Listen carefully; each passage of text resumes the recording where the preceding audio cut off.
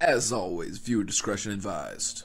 This episode of High and Hello is brought to you in part by Choices. Make 'em. Hey everybody, not to start off on a downer, but we just got word after we wrapped the pod that we lost a legend today, folks. Stan Lee, 95, passed away.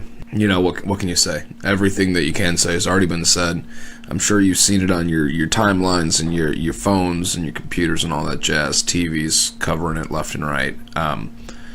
Yeah, so new chapter, right?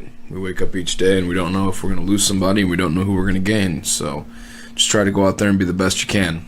My guest today is a old friend of mine. He went to Columbia College, and we're going to talk film school a little bit and talk some other shit. You know what we do here. All right, get your favorite recreational substance and abuse it. High and Hello starts now. Hey folks, welcome to another episode of High and Hello. Ben, how are you? I'm doing all right. I'm recovering. Yeah, you recovering? We had a fun night last night, man. Yeah, it was a good one. We tied one on last night. That's being generous. Is that the saying? Tied one on? Is that tied one off? Tied one off? Is that? I feel like it's tied one off. What? How do you tie one off? That's untying. You know what I mean? Is it the same as like unwinding? Oh, maybe. I don't know. Well, I mean, unwinding makes sense because you're all wound up. But if you're all tied up and you tie one off, I guess that's some stupid like Irish immigrant. It's gotta be. It's gotta be something like about a boat. You know what I mean? It's gotta be something stupid that you just don't understand. I guess we could just say we got how the kids say these days. They probably don't anymore. We got turned. We got turned. Turned. I'll edit this out. I gotta walk away for 1 second. Are you about to do another P power move? My flow is strong, Benjamin. Nah, I forgot the most important part of my puzzle. So I just had to make sure I came prepared. Yeah, so the kids say turn. I've heard that before. I've heard the kids say turn. What is one of the slangs that you've heard? Because you're a college boy, man. You went to school. You went to the big university. Where'd you go to school, man? Well, calling it a university might be a little overstatement. Because I guess there is into that here. I guess there is a distinct difference between college and university. I'll agree. I'll backtrack that. Interesting to say the least. A lot of interesting people at Columbia College, Chicago. Name drop. I need to start getting like a sound for this. Name drop. On a podcast that I used to do, or like these Let's Plays I used to do, I'd have a soundboard with fart noises. Did you? Exclusively fart noises. Yeah? I don't know why. Burtis and I were just like, this is the way to do it. That's our niche. Yeah. No other podcasts can have fart noises. Then we listen to like 5 of them. We're like, shit. Some people use Parmesan. Some use, fucking pepper jack. We got a fart machine. I've never heard anyone use cheeses in comparison. So. Nope. But we're there now. My dad had a pizza shop when I was growing up. So did he really? Yeah, my dad used to have a... How do I not know this? My dad used to have a company that was a frozen pizza company. So when you go to the grocery store and you see like Jack's... Home run-ins and Jack's, yeah. Stuff. So he started local, and he was selling them for like Pop Warner games and shit. Instead of like, here's a bunch of dough, they would, like for cookies or something, yeah. He would give you like 10 fucking 11-inch pizzas that were like restaurant quality. Oh. Like really like decent. Like the only comparison I can do is like JB's. Okay, like sure. Frozen JB's. You throw it in the fridge, you're good to go. Yeah. And with that being said, he had to make like every pizza you could think of, trying to like get his shit down. Yeah. So I remember very vividly for like 3 years of my life, it was just pizza every night for dinner. My dad was making his recipes and shit. Yeah, that was. I have to perfect it. Dad, I'm so tired of pizza. Yeah. Oh, dude. You're tired of it when I say you're tired of it. It was like a Goosebumps book because like every kid's favorite food is pizza in America. Yeah. Like I don't care what anyone says. Like in America at least. Yeah. Like. I've never met a kid who's like, oh, Brussels sprouts, fuck you. Like, it's pizza, you know it. Yeah, Brussels sprouts is something I turned into it as an adult, but as a kid, it was just like, get that away from me. Brussels sprouts were terrible. Yeah. Even as an adult, they're fucking awful. Nah, I make them with bacon. It's the way to do it. But that the child in me is like, that must have been cool, but obviously if you had pizza every night, you had to get tired of it eventually. Absolutely, man. What was the one food that was like you just couldn't eat anymore? McDonald's hash browns, very specifically McDonald's hash browns. Did you have a parent who worked there? No, so we took a cross-country trip to go to the Grand Canyon and check out those states when I was like, I don't know, 8 or 9. And that's actually how I read the second and third Harry Potter books, because we put them on audiobooks, because the drive was so fucking long. Wait, you... Hold on. You said you got it on audiobook? Or yes. Okay, for a second I misheard you, and I thought you said you read the book into like a recorder and made an audiobook. Yeah, the audiobooks you hear out there are actually me. You created the audiobook? Yes. They only have somebody else's name on them because, well, I was a kid. And so easiest place to go was McDonald's for like breakfast or something as we're driving. Right. And being in this small, hot car, the sun just bearing down on you, and just the smell of hash browns finally got to me after like the 5th day in a row of doing it. And I was just like, I can't do this anymore. So now, even to this day, I smell and hear the sound of hash browns, and it just sickens me. I'm going to change your ringtone to the sound of hash browns being fried on a griddle. I could lie to myself. All right, let's hop back on track, though. We were talking school. See, I was trying to get off of track. I know you were, but hey, man. Yeah, I'm not. You owe those dirty bastards some money, so let's talk. I actually don't. You don't? You paid up front? No. Well, you got it like that? So the deal that I had gotten was I was trying to go to school for a very long time. I took 2 years off after I went to community college, did all my gen eds, the smart way. See, that's just it, though. With community college, for me, that's what drew me out of it. That's what drew me out of school and shit like that, because honestly, the thing is it felt too much like high school. Yeah. It absolutely was such bullshit, I couldn't take it serious, man. Yeah. But that's just me. It was just one of those things. I was just like, I just got to keep my head low and get through this and move on with my life. But it was because of community college I decided to go to film school and decided to be like, I really like movies. I should just go into it. I'm just going to completely uproot my life and go to a city I have no friends in. Where are you from? Bloomington, Illinois. Hey, I like Bloomington. Yeah, it's all right. Well, I can get gas there. I like it. Cheap gas, too. Me, I'm actually where you can't get gas. I'm actually heading down there tomorrow. Oh, yeah? To my brother and I have been looking forward to the Spyro remastered, so we're gonna get a couple handles and just get blasted and play the Spyro games. Dig it, man. Dig it. Absolutely. Spyro's fucking awesome. And get the best wings that I've ever had in my life. Yeah? Plug. Who's the best one? Muggsy's Pub. It's a little local shop, bar that has wings, and they do like 20 different flavors. It is incredible. Really? Any other item on the menu, I'm just like, nope, not interested. Doesn't even look that good. But the wings there, incredible. Their teriyaki wings, amazing. No shit. He put his hand in the air, folks. Yeah, hands up. Hands were in the air. He pointed fingers to Jesus. Yeah. Whenever I go back, it's either there or I go to another place called Schooners because their burgers are out of this world. Schooners? Yeah. Sounds like a family name. It's based off the glass. Oh, okay. It's a bar glass. It's like a goblet essentially, okay. And so they're famous for having these goblet-like things that they freeze, and it's pretty awesome. Also, in a few places in Bloomington, I feel like you can find a craft beer outside of like a Jewel Osco or a Myers. Yeah. Not that I'm into the whole craft beer craze. I was just surprised when I saw it. You don't like craft beer? Because I don't. I fucking hate it. I worked at World of Beer and I fucking hate it. Yeah, so the thing about craft beer is, because there's a bar that I've just explored by where I moved to, that's just exclusively craft beers. And what it is, it's just like, okay, it's like entering speed dating, essentially. You're like, I'm trying to figure out what's in front of me. What's the flavor like? Yeah. What's the flavor like? What am I in for? I never compared craft beers to the Bachelor. Who will I give the rose to out of these 4 ounces? All right, it's going to be this amber from the Great Lakes. I always figured craft beer was just like the porn of beer. Yeah. Like there's no need, you don't need 4 different flavors in one. No. You know what I mean? Yeah. Calm down.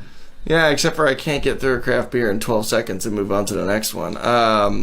Your reload time's amazing. 12-second fires. No, that's just my. You know how much of a blessing it'd be if you could come in 12 seconds? I have a bit about this that I've been writing, man. I'm just saying, like, I saw a guy on the train, right? I saw this guy on the train, and he looked homeless. All right. Okay. We'll just say that. Homeless and crazy. Like, okay. How long you been in the city again? A lot of times that goes hand in hand, and it's about to be 8 years. About 8 years. So you've seen homeless crazy. Oh, yeah. Yeah, we see it nightly, I feel like. Yeah. But the thing is the dude's like, I'm playing Pokemon Go. There's a woman sitting across from me. She's going through Instagram or some shit.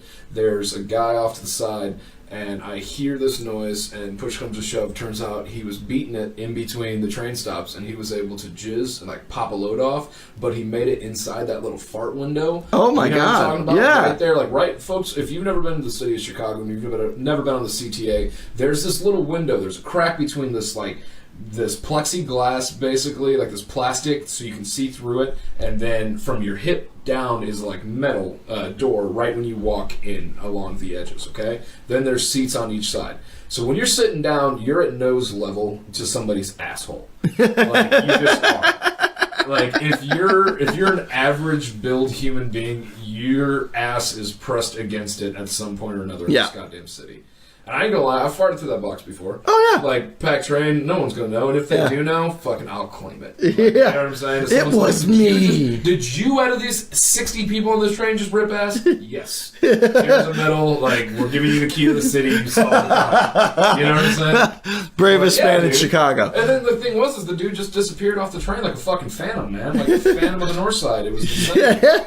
He made his mark. He didn't need to do anything else. Right, but I wasn't even, I was grossed out, don't get me wrong, and then she was very grossed out. Oh, yeah. Because, like, dude, she was going through, you know how we are on our phones, so we're going through Wish or Facebook or whatever, and we're just scrolling. We can pinpoint shit so easy, like when we were joking about Spidey sense before this all started.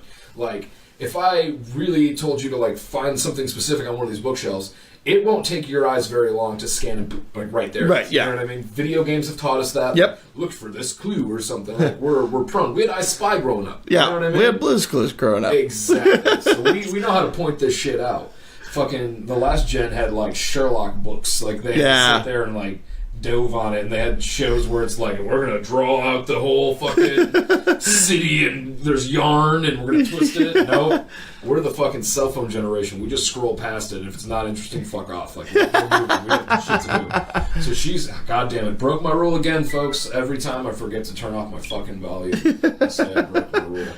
It's just a goddamn shame. Someday you'll get it. It's okay. Yeah, we really rushed into it this time.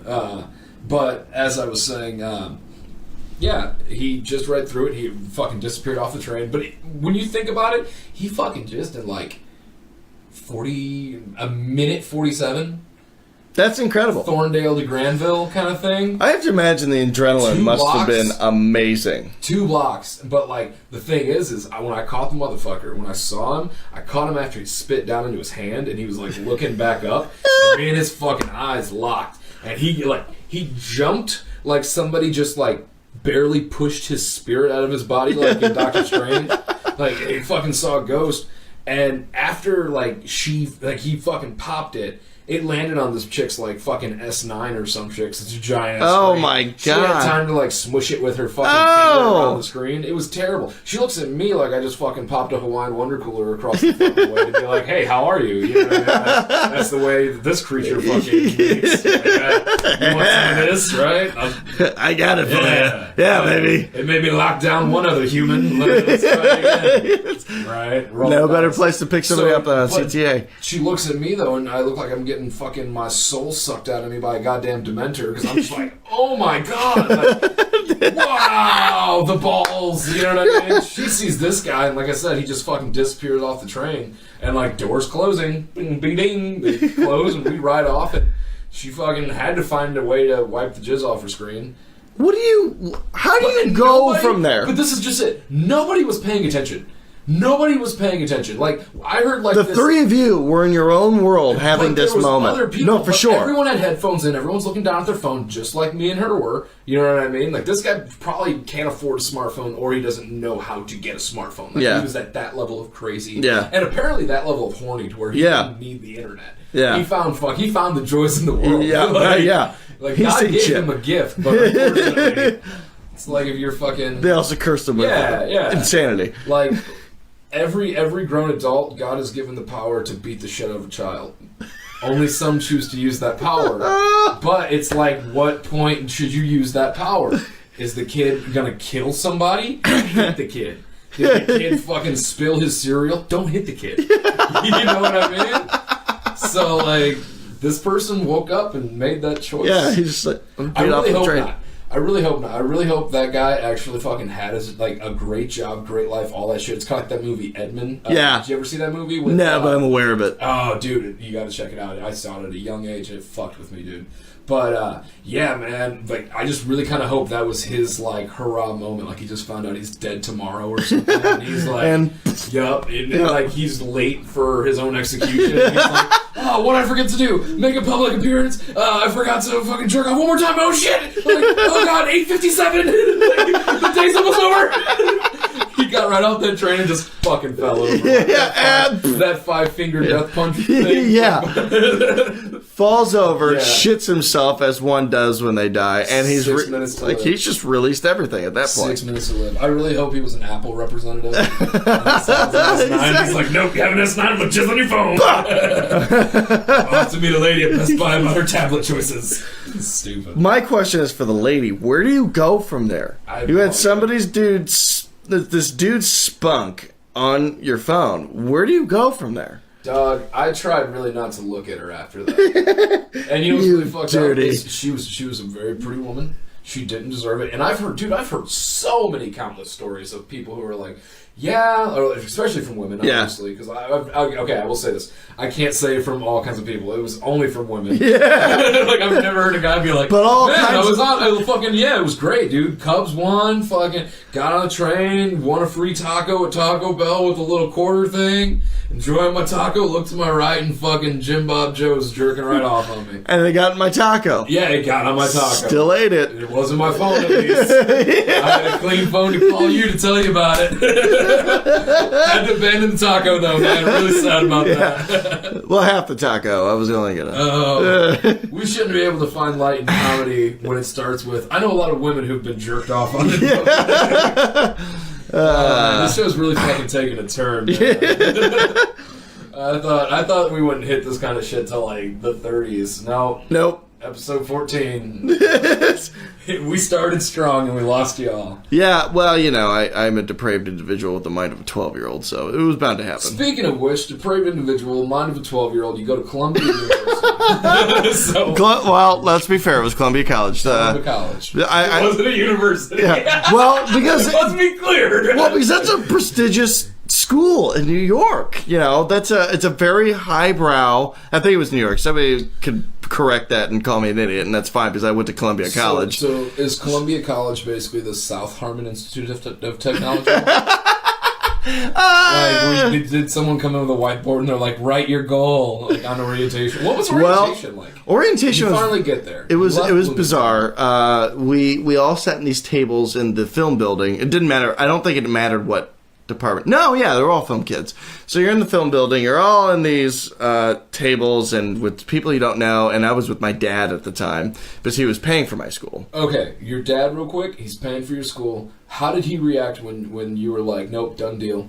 Was he for it from the get? To go to film school? Yeah. He loved it. Was he down from jump? My dad was the whole reason I got into movies in the first place. Was there anyone in your life who was against it?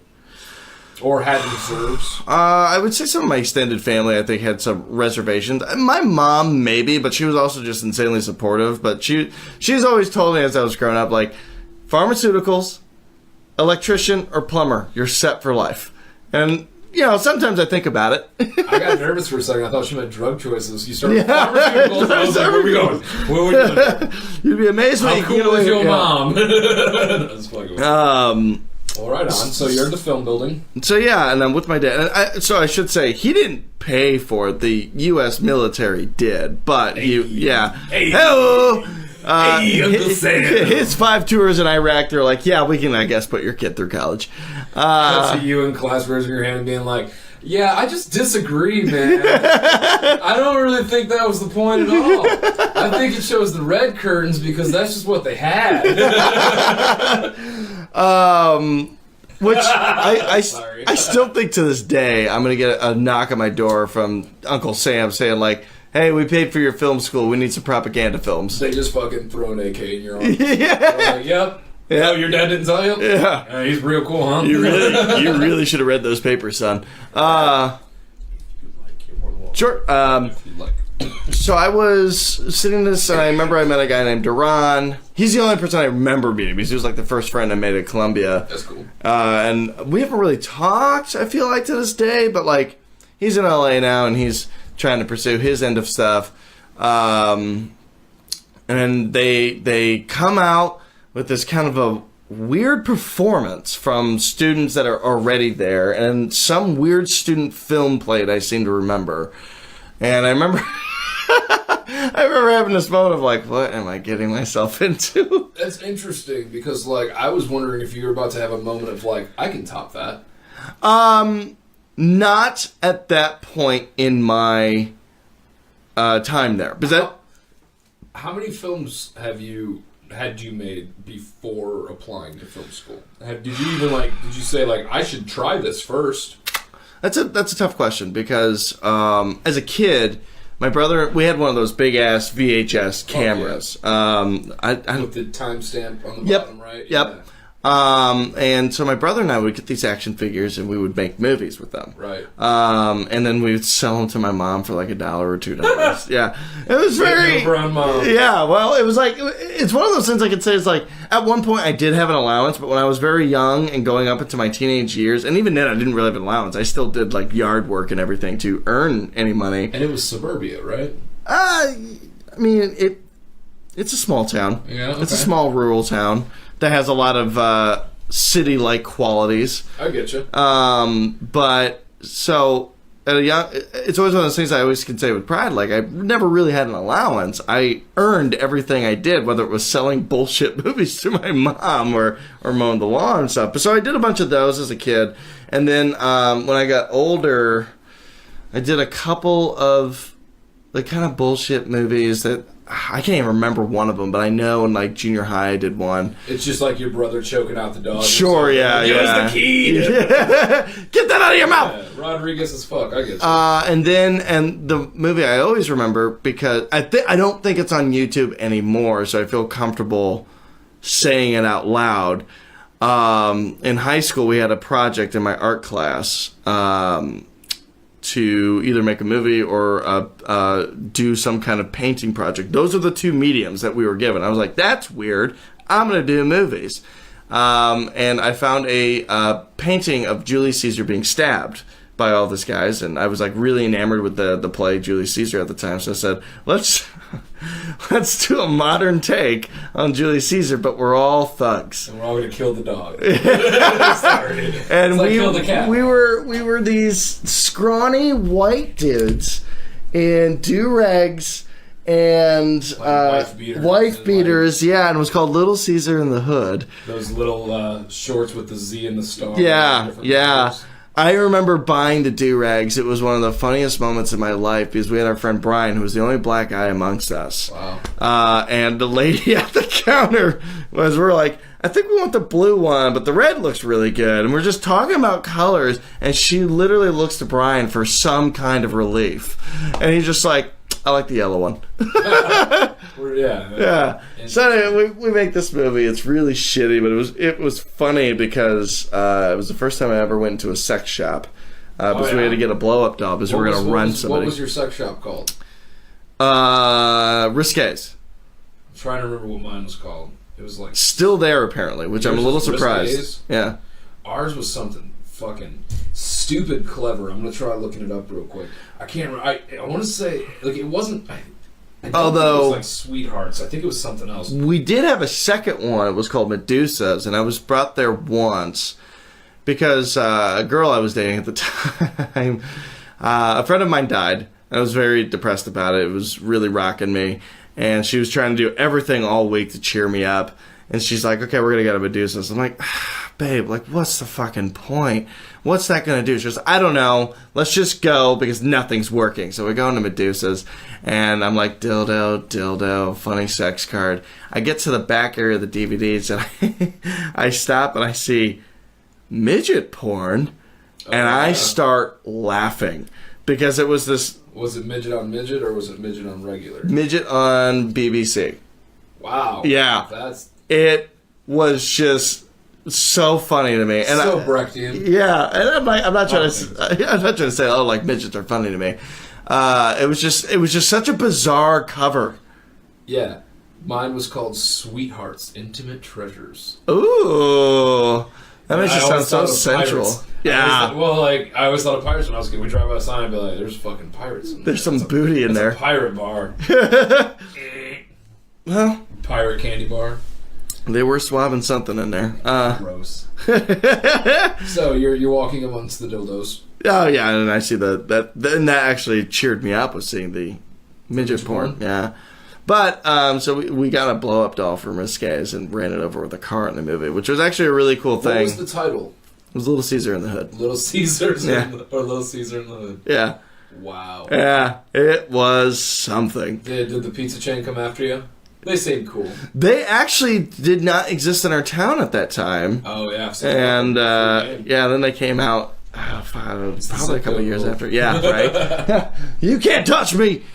So by that point, I'd done a couple things. I think I did another one in community. I had to have done another one in community college, but I don't know what happened to it. Yeah. And then somewhere in community college, I'm like, oh, I want to go to film school. But when I went to film school, I went to be a screenwriter.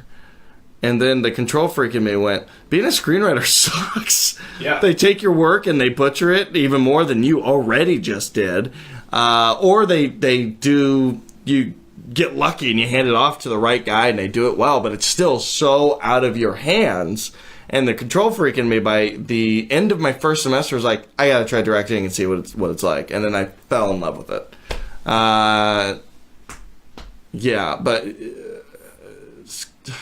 So so at that point, I didn't look at this weird student film and go, I could do better. I was just like, I don't know what's happening. I don't know what I'm in for. And then we took a whole tour of the campus. We even took a tour of the dorms, and I don't know why, because I wasn't living there. Lived off campus? Yeah, I lived off campus. It was way cheaper, and I try to tell everybody, do not live in dorms. There's no good experience that comes from dorms. I mean, the parties get so crashed on. You know, you could have a house party and have a million times better of a time. Plus, you got door people who can only allow so many people in. Just live off campus and save yourself also $6,000. $6,000, damn. Yeah, that's what I calculated. My share of a rent with somebody else. That can get you like a 4-bedroom. Yeah. It'd still only be wow. Jesus. But my time was weird there. I saw all walks of people. It definitely opened me more liberally. I used to be very socialistic and very in various mindsets, especially when it came to economical matters. But I had a lot of conservative tendencies that were beat out of me. No shit. I just had a lot of really weird viewpoints. Well, I say weird now. There's still people wearing MAGA hats that believe these. I mean, I wasn't an extremist, but, you know. So here's the thing. Like, with that for a second, like, I get the whole extremes on both sides to an extent. Sure. Like, more on the right so far. Yeah. You know what I mean? Yeah. But I feel like at some point, the right's going to just keep trying to, like, intimidate so much to where, like, they might find out how many people on the left who are just barely on the left and are technically still right to an extent aren't going to let them overtake something. You know what I mean? Like, there can't be more of them than us kind of vibe. Yeah. So that's wild. I would have never expected that because, like, I would never think Bloomington's, like, super, like, conservative per se, but I can see how it is enough to when now you're in an art school in Chicago and, like, what was one of those first moments when you were in Chicago and you were living here and you're like, fuck, I'm not in Kansas anymore? Was there something in class to where, like, one of your viewpoints were shot down by another classmate and it made you stop and realize? I never had that, just because I usually follow policy. I'm always going to listen first. Even back in my narrow-minded days, I was always going to listen first, and then so you were, like, loud about it. Yeah, right. I think it was my first interaction with the trans person was what really opened my mind, because it was like mind-blowing. I was like, I had no idea this was a thing. And I had tried to reason it by being like, oh, you mean like somebody who likes to dress in the other sex's clothes? And I'm like, no. Somebody who identifies differently. And I remember it was a concept that was kind of brought up in one of my favorite classes in community college, but it was different than actually seeing it. And when I met my first trans person, I was like, oh wow, this is interesting. And you know, sometimes with some of the other trans people I met just by being at that school, I learned a lot. Or some that like didn't really want to, which I understand. But that was one of those like, I'm not in Kansas anymore. I'm in the city.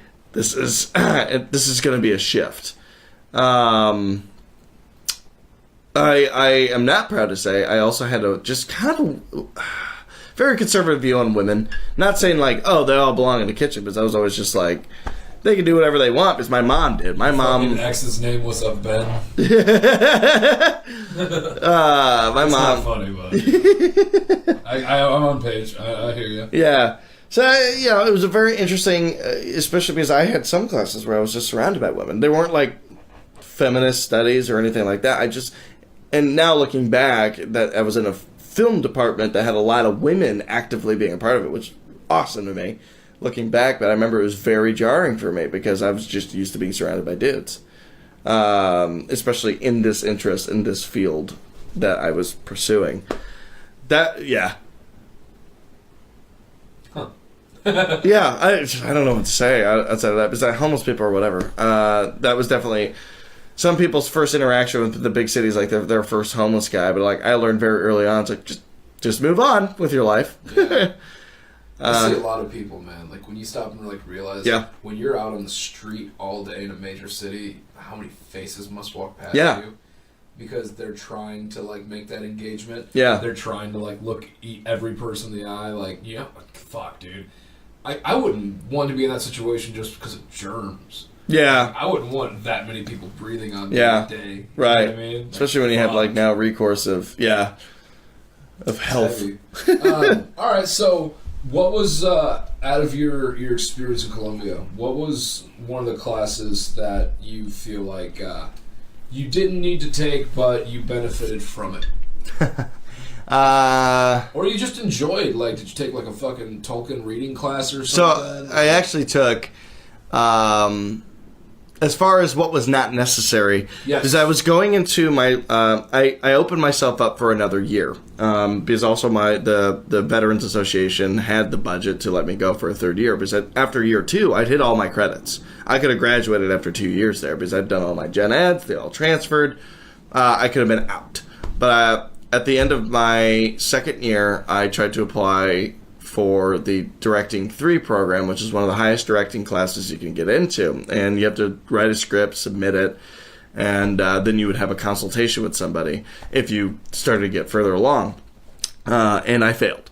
And I was not satisfied with that. So I wrote a new script, but I said, I'm going to go another year. I wrote a new script that did get passed, that you actually worked on. Is that what was? Yep, that's what that was.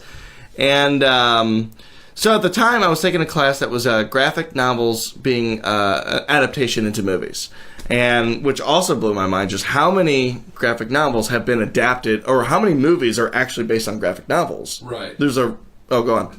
Not to interrupt you, just real quick for the folks listening at home, because I think we're about to transition into something that me and Ben, we both know a lot about this particular shoot, if you will. Yeah. But just to give some like backstory a little bit.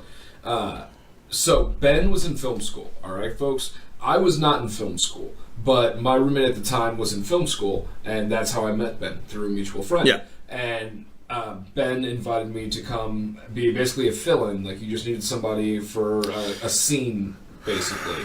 Yes, you were also helping with logistics that day. A lot of stuff. Oh, I was thinking of the scene we shot on the lot. or like the fucking studio lot? Remember, it was like that was our first. That was the first time I used you. Yes, time that, yes. worked together. So yeah, because I still have a video. That was just a quick. You have a video of that? Yeah, because you grabbed the Master Sword. And he did this epic theme. Yeah, because that was for the thing at Columbia. Yeah, because we were rehearsing and practicing. Yes, and I remember. So that's just for the people at home. That's how me and Ben know each other, and that's what we're getting ready to kind of discuss a little bit. I don't think you were a fill-in. I think he. Or like I was just. It was. I brought you on. It was like fucking a 4-hour shoot or something. It was. Yeah, it was. It was like it was a one take basically. Yeah, It was a scene at a bar. Exactly, but I remember going from like you had already been in film school a little while. You know what I'm saying? Like you kind of seemed like you knew the gist. And once again, I'm just like we're kind of mutual friends at this point. And I'm like, okay, like I'll do this for you. Sure, why not? And I think we were just bullshit. Yeah. I was just like, dude, I'll do it. Like, you ever got anything you just need like a person for in a day? Yeah. I can read. You can tell me to say something, I'll say it. Smoke a cigarette or something. But I remember doing that, and we were on the soundstage, and I remember looking around and being like, holy fuck. Like, there was the fucking light grid up, and there was, I was all amazed. the sound stage, and, like, blue gels, because we shot, it was a night scene, and, like, there was a bar built, and, like, a dude in the corner doing jumping jacks, practicing lines. I had no idea what I was doing. I'm 100% listening, but now that we're talking about this, I actually have photos from that day. Yeah? So I'm going to look for them. Yeah, you're fine. I'm gonna keep talking though. Just keep stroking my ego. Just from my point of view. For a second. No, it was awesome, dude. You have to understand. Like, there was. It was one of the reasons I went to that school. There was a lot of. Well, that's just it. Like, I totally understand that you get a lot of opportunities with equipment rental, with shit that would cost mommy and daddy money, because us as kids, we really couldn't afford it, basically. Yeah. Without praying that our aunts or uncles would kick $50 in an Indiegogo, or like one of our buddies from high school will give $5 for a sticker or some shit. Right. You know what I mean? Like, and they may or may not have gotten it, but eventually it all works itself out. Okay, it has to be right around here. Being on that soundstage, and I was there every day. I was always in awe. And I remember finally getting to work on the soundstage was definitely maybe the defining moment that I'm like, I'm in the right place. I'm doing the right thing for my life and what I want to do. Just because it was so fantastical, in my opinion. Just seeing everything that you just hear about, like, you know, what happens on Paramount studio sets and all this other shit. I like to see life as a TV show, and in my life at that point, that was like still season 1 of Chicago was pretty much over. Like each year, I sum up in a season. Oh god, I'm so skinny. I'm just like exactly. Yeah, I don't like this. Now, abort Ben. When that was done, that was like 5 seasons ago, man. Yeah, you know what I mean? Like when you really think about 5 years, but you can say seasons because fucking shit happens in between. Because we're all about television these days. Stop, people. Look at us. We were so happy. Yeah. Oh, that fucking checkered shirt. God damn it. Yeah. You had much shorter hair then, too. Dude, I was fucked up. I was all kinds of crazy back then. But then again, I was the hot child in the city. Like, everything was... Dude, it was weird. I was going to... Like, I went from the middle of nowhere on a farm to fucking, like, being at late-night comedy clubs and watching the fucking people get off stage and do blow in the bathroom and, like, accidentally walking out of my stall at the wrong time and being like, I was, like, 19, dude. You know how terrible it is to move... How old were you when you moved to Chicago? 21. Greatest decision of your life. Because if you came here when you were 19 like I was, you have nothing to do for 2 years. Yeah. You have nothing to do for 2 years. You can't go out and do anything. Yeah. I might as well went to a fucking ice cream shop in a park. Yeah. Because I can't socialize. I had to rely on like house parties and like hopefully like finding somebody who's like, come by, man, kick it, who's like 26. You know what I'm saying? It's like, yeah, he's cool, whatever. And like even one of the bars I went to, I was like, I'm 21. And they were like, no, you're not. And I was like, 21, looking a little fresh face and like Book of Mormon haircut. Yeah. And I was like, hello. But they're like, okay, whatever. Some of my friends wonder, especially like with Oasis, why I like going to the same bar over and over. It's not only do I make a connection with the bartenders and everybody, and I enjoy who I see at these places, but it's also the doorman recognizes you after a certain point, and I get depends on the fucking doorman. Yeah, and I stopped getting carded Right. because they know me by now. Because every new bar I go into, like, dude, I gotta see your ID. You look like a baby-faced bitch. I'm like, I know. My mom has great genes, and I'm sorry. Here's my ID. Sorry. I'm sorry.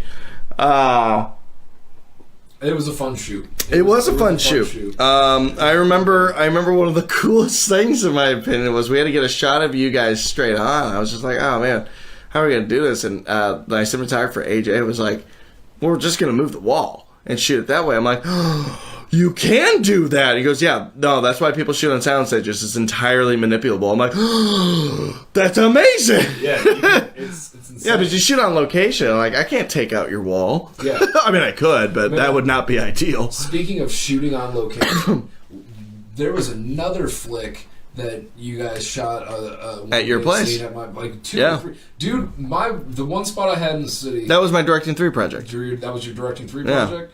The one fucking thing that I loved the most about living in the city was the couple seasons where my house was basically the film shoot studio. That was a good pad. You know why though? It's because I was such a fan of like Viva La Bam.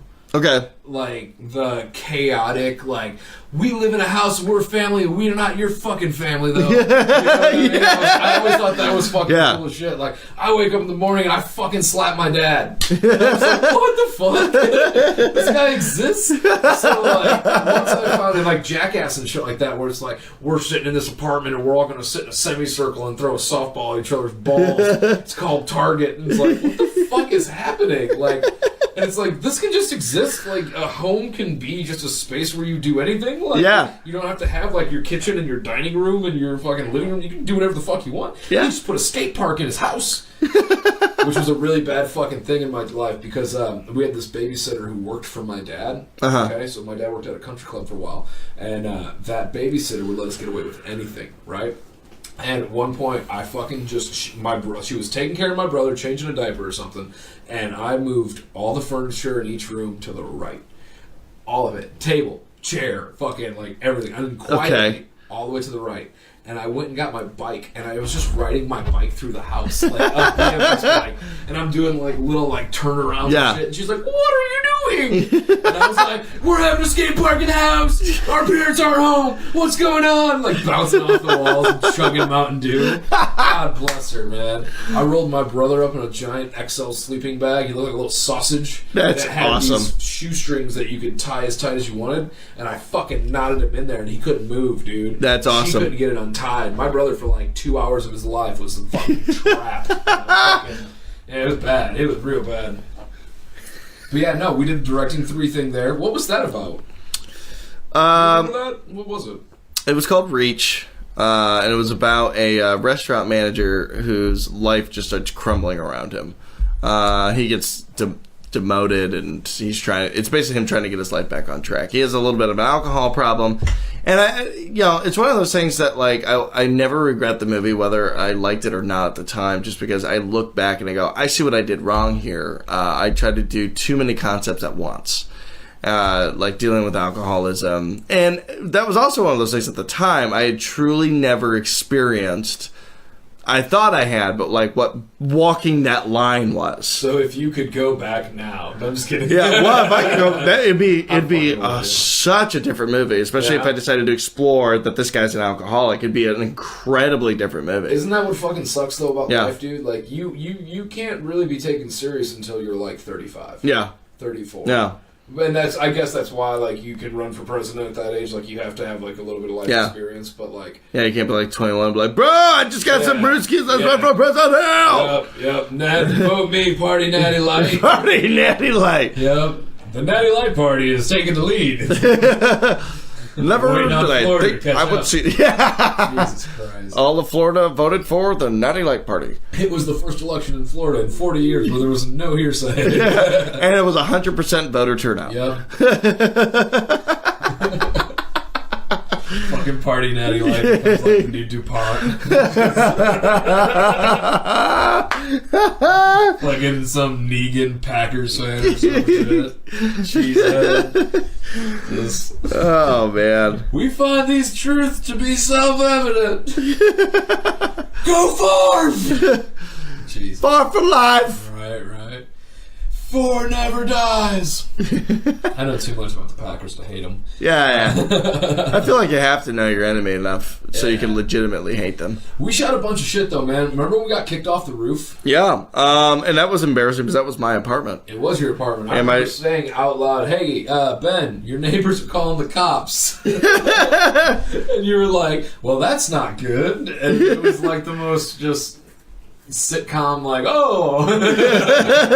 We were exhausted. We were shooting like all day. Oh, that was one of those things where when I had my production company for a while, I could not stress enough doing things legitimately because of that experience. And because it was also just like, that's my landlord giving me shit, and he could then fuck me over if he wanted to. He's the sweetest guy in the world. He never would. Was he like, what did he say to you? He was just like, hey, it's not safe up there. I don't want you hurting it. It's an insurance problem. I just don't want you hurting yourself because, I've been up there a few times to do some roof work and it's crazy. I really don't want you guys hurting yourself. And I was like, okay, I get it. I'm sorry. I should have come to you beforehand. And that was another mistake I made. Because I was going to go off ask for forgiveness and not for permission. And that was one of those, nope, should have asked for permission. Should have asked because we got kicked off anyways. We were just totally, everything was, we got a couple shots. But, so my production company for a while, there's a few people that just like want to do things guerrilla. And it's just like, I cannot stress to you enough the benefits of a permit. Because on my last day of shooting, I had a permit for a stretch on Clark Street, and it was awesome. I could tell everybody to leave and go around, go take the other side, and I remember I had a cop drive by, and I was just like, permit! And, all right, and he kept on going. It was awesome. It was one of those few moments where I just felt so untouchable. Did Columbia, unlike every other moment in life. Yeah, pretty much, yeah. I've touched you, Ben. I'm a little greasy, it's fine. So, did Columbia flip the bill on the permit? Yep. They were the ones that... No, they weren't. I went through my own channels. I went to the city of Chicago to get that permit. Yeah, what was that like? Easy. Really? Yeah, there was really nothing to it. You just apply for what you want for what day. They give you about a week. They get back to you to say that's cool. You pay a fee, and I want to say it was $25. That's it for a stretch of Clark? Correct. If I wanted to use a park, because I originally had a scene that involved a park, it was going to be $60. Because parks are privatized and they have different standards. Still, $60 isn't bad for a park. No. There's literally nothing to it. It's just, if you're shooting in the same location for days and days and days, that's when it starts to rack up. But, it's cheap. How much do you think it would cost to rent a town? I've wondered that. A small town. I have wondered that. And just like, hey, let me get the town for 3 days. And just tell everyone to they can drive around, but just don't be a dick. Don't honk your horn. Yeah. I wonder. I really do. Because, dude, if it's worth it, me, you, Bert, we'll get Johnny, or Bertus, and Bert, sure, we'll bring him in. He's coming back in January. Just get everybody together. Like, we could probably take up a fund at the Oasis to technically buy a town. Yeah. Oh my god, I've never thought of it until just now, man. What if we could buy a town and call it Oasisville? Oh. It's like Margaritaville. And we build an exact replica of the Oasis there. And then we film there. That's our town. You know what's fucked up? Everyone can stay. Yeah, everyone can live here. We're not kicking you out of your house. We're just changing the sound. I love the Oasis so much that I think if I was ridiculously rich, I would, wherever I was, would make an exact replica of that bar. You can't replicate it, man. I can't replicate the people. They don't make urinals like that anymore. They really don't. Strictly 59 model. Those were the same on the Titanic, and then they retired them before it sank. Those urinals are the size of Volkswagens, dude. Yeah. I used to have those in elementary school. You know what the cutest charm is about this bar? Is that when they have the typical rowdy biker bar mirror that's scratched with etchings of I heart Sarah, and Yeah. then, like, scratched out Sarah's like, fuck Sarah. They have all this shit all around it. And someone one night broke the mirror, or it fell because the adhesive finally gave. Gravity finally took it. And it fell, smashed into a million bits. There was no mirror for a whole day. The next day, they replaced the mirror. And I was like, hey, you replaced the mirror, right? As you walk in the bathroom. But then I stopped and, like, registered it. Almost just as many scratches and fucking signings and took like, no time, dude. It was chipped on the bottom corner. It wasn't just no time. It was they went to a store that sells biker fucking reflective mirrors. I need a replica. Yeah. You know how people press press license plates. Yeah. They also just give a sketch pen to write graffiti and stupid fucking bumper For a low sayings. price of $450, we'll give you a new mirror with all the same charm. We'll put that in Oasisville. That's one of our jobs. Yeah, here. 100%. We sell our pre-scratched mirrors, lightly chipped. Yeah. But so at the end of the day, I cannot reiterate enough buying a permit, getting a permit. It is just worth it. So we talked one time, man, and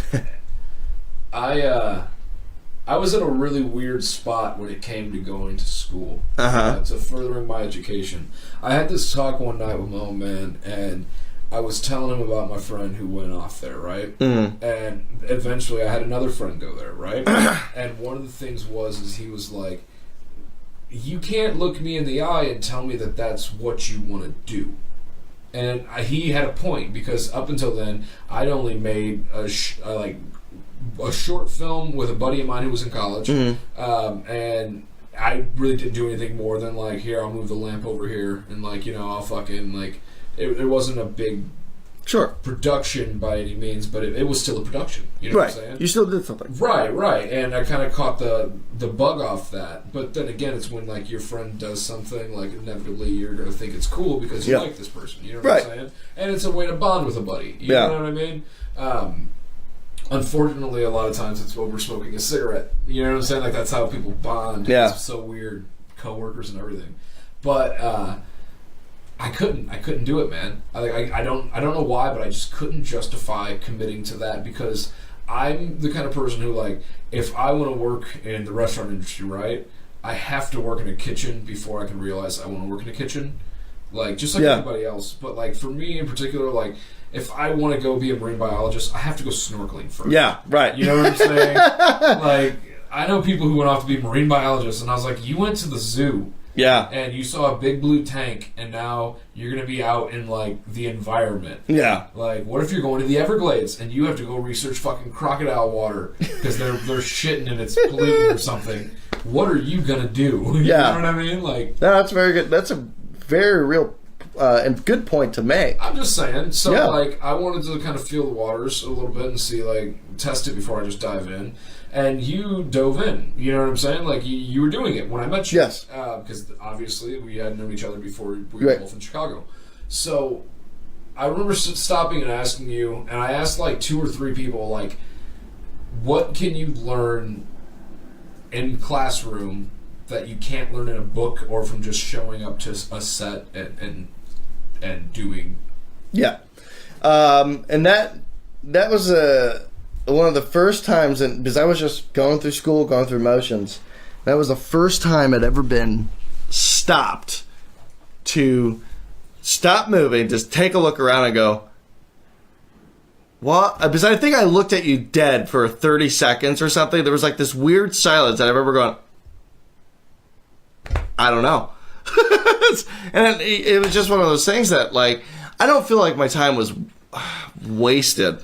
But you were 100% correct that, I mean, to follow this up, there was this guy named Jacob that I worked with. He worked for me as a sound engineer when I had my production company. Great kid. He was a freshman in college. He dropped out. Was this when you were a sophomore in college? I'm curious. What was this? No, I'd graduated. Oh, you graduated. Yeah. Just the way you said it. You're like, great kid, freshman in college. And I was like, wait, a year older? Where are we at in the timeline? Yeah. Okay, continue. And at a certain point, it's just like, I think I'm going to drop out of college because I keep getting jobs to do the sound and boom and do sound editing. I said 100% drop out of college and do that. 100%. There's nothing that school's going to give you, and this is after our conversation, this is nothing that school's going to give you that you won't learn being on set. And being on set is the most important thing to be on. Because whether it's a shitty set that you're doing with a few friends, whether it's bigger production that you're doing, you're still learning something. And as a person who learns by doing, that is a route I wish I explored a little bit more harder, I don't know. But the only thing that I can safely take away from that school are the connections and everybody that I did make, and at least opening a door for me to start getting that experience. Because like this little hick from a redneck, I'm not redneck, not a hick, from Bloomington, Illinois, trying to make a movie. I just like trying to make a movie. Yeah, just no idea. I had no idea. I don't know where to start. I don't know where to go. You at least had like Sherpas. Yeah, right. Yeah. My roommate was fucking cool, man. He helped me out a bunch. Like he kind of looked at me in the sense of like a younger brother. Yeah. Of like, do you have younger siblings or older siblings? Both of them older. Okay, so was there anything that your older sibling did that you kind of were like, oh, I'd like to try that? Like whether it be video game. My addiction to video games, right, yeah. Right. And I'm sure at that point for them, they might have had each other, but still, like, there's a player 3. Now we can see who's really good. Yeah. Because somebody's going to get second and somebody's going to get third. Right. Who's getting third, ha ha ha. But you get what I mean. Yeah. Yeah. And I was working at Columbia's bookstore. And I was working originally at the one at Loyola University. Ah. And then they were like, hey, do you want to get any hours down at the art school at Columbia? Yeah. And I was like, yeah, I need all the hours I can get. Yeah. And they're like, cool. They're about to do buybacks, and like when you guys would come to get your books, yeah, that was when I got to walk through the doors. I never bought a book there. That's totally fine. But there was like I interacted with so many people, like so many different people. Yeah. That's another thing that was like very interesting because going from Loyola's campus, which is a lot more like religious and like proper. Yep. And you get what I'm saying, right? And now you're downtown. Then, it was like the cast of Rent Jr. That's fairly accurate. Don't breathe too deep. And it's like, shut the fuck up. Throw a book out all day. But the cool thing was about working at that job is after all of your classes were done picking up their books, right? Those books would then sit on the shelves, and then eventually they'd go on sale, and I had a student or an employee discount. Ah. And one of the ladies who worked there would give me a student discount, too. Ah. Just like a little bullshit. Yeah. And so, like, the TV director's an interpreter, right? I got that for, like, $6. Writing Matters, I got that for, like, $15. I got a marketing book. I got a book about screenwriting. I got a book about character development. Like, I got some decent textbooks out of it, and that's where I was kind of at. Yeah. Like, my roommate was going to work and going to school, and I was going to work and then sitting at home. Yeah. So sitting at home, I would just start flipping through. It's the same textbook. Yeah. It's the Goodwill Hunting method. You know what I mean? So talking to you guys at the time and like talking about, you know, what are you guys learning now? Like, hey man, so what are you taking for classes these days and shit? Yeah. And I don't know why I just did that with my arms. Yeah, it was like you're putting on a backpack. Cables. Dude, I was so used to like wrapping your guys' cables. So that's literally like, hey, how you guys doing? Like, you know, I'm gonna carry out your equipment and you're gonna please tell me everything you've found out so far. Let me know everything. Right. Yeah. And some people did. Yeah. Like, most people were happy to talk about themselves. That's why I started a podcast. People are happy to talk about themselves. Yeah, it does it for me. But that's just it. Piece of shit. I know, right? Isn't it fucked up? I feel like I've been duped. Yeah, totally. Everyone does. Everyone does. You give them a cup of water and a nice mug and give them the comfy chair. My ass falls asleep in like 6 minutes, dude, so don't worry about it. But yeah, learning stuff like that from you and some of the other cats was real interesting. But I also feel like that was the Chicago film scene seemed very favor-based.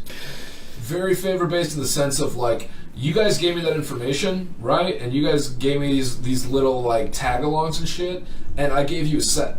Yeah.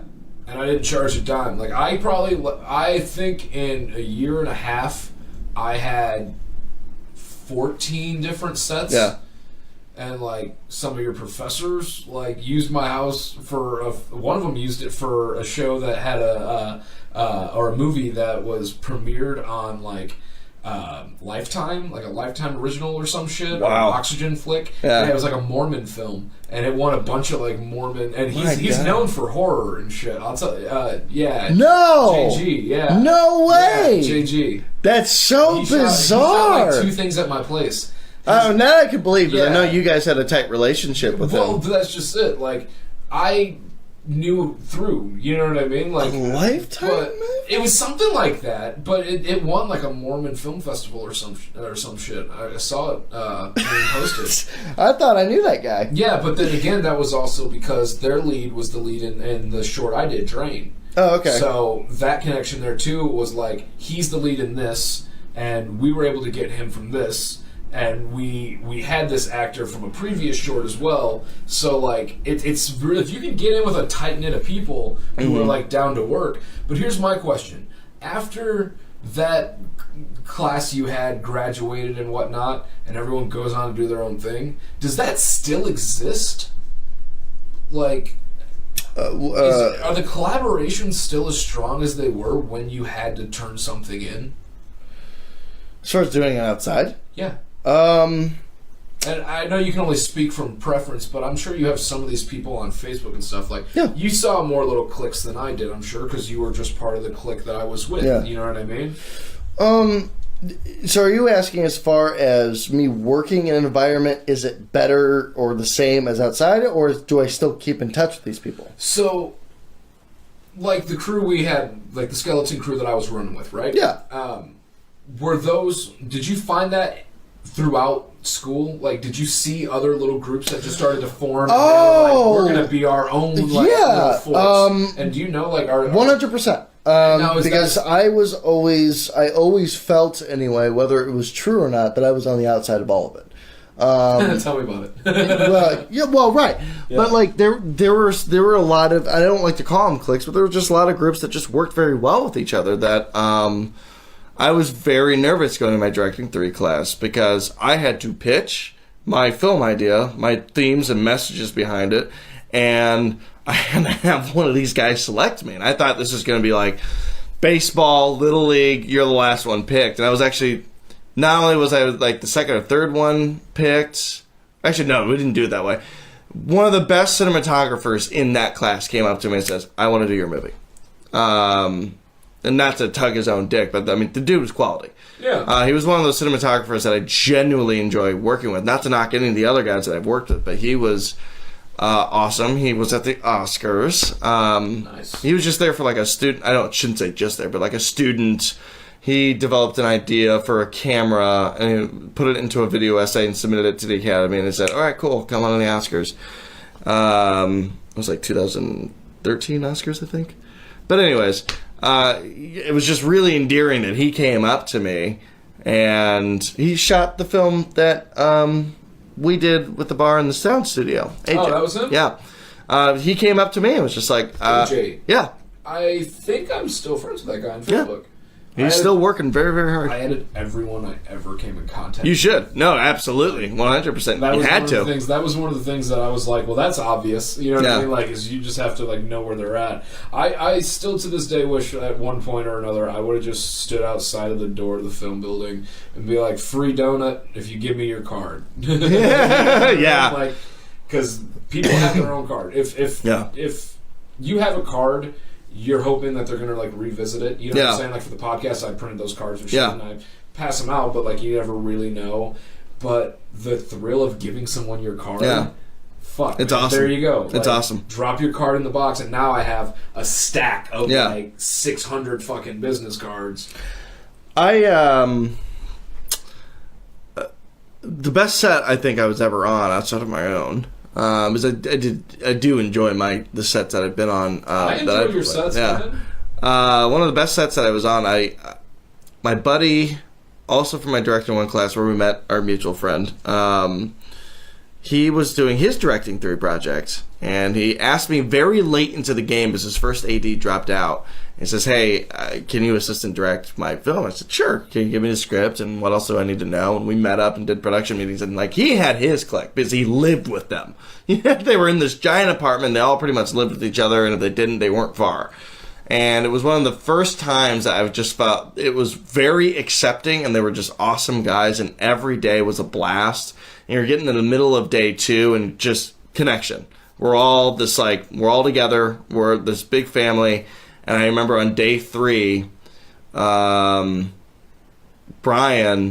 was making coffee for the entire... He didn't have anything to do that day. He was just up there making coffee and making food. And I'm just like, that's awesome. That's a guy who doesn't even need to be here, but he's just helping. Right. So... I'm like a wandering dog. I don't think one way or another a clique works stronger or doesn't. It's just being able to vibe with the right people at the right time. Because you're not, unless you're lucky like Edgar Wright or something, you're probably never going to keep working with the same people over and over and over and over again.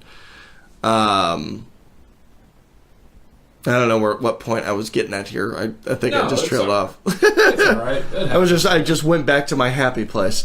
What film did it for you? What film got you? What film made you say I want to do this?